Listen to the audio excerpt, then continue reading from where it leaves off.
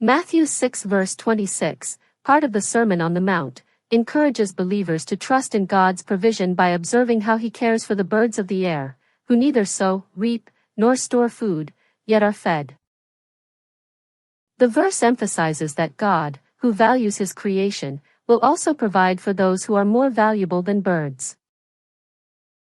It serves as a reminder to avoid excessive worry about material needs and instead rely on God's faithful care.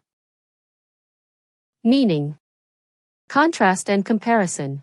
Jesus uses the birds as a contrasting example to highlight the difference between human worry and God's provision. God's provision. The verse asserts that God, who cares for birds, will also care for humans, who are more valuable to Him.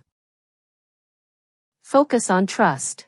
The implication is that believers should trust in God's provision rather than being consumed by anxiety about basic needs like food.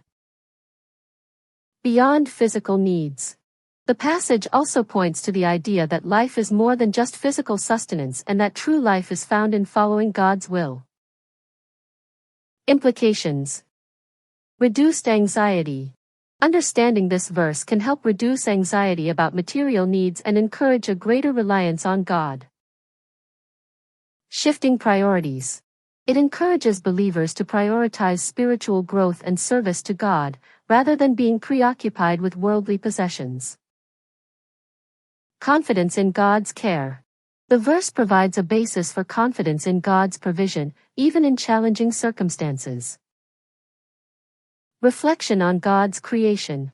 It encourages believers to observe the natural world and see God's handiwork, reinforcing their faith in His care.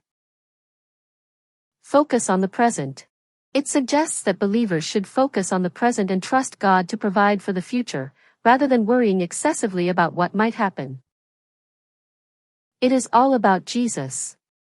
Follow and subscribe.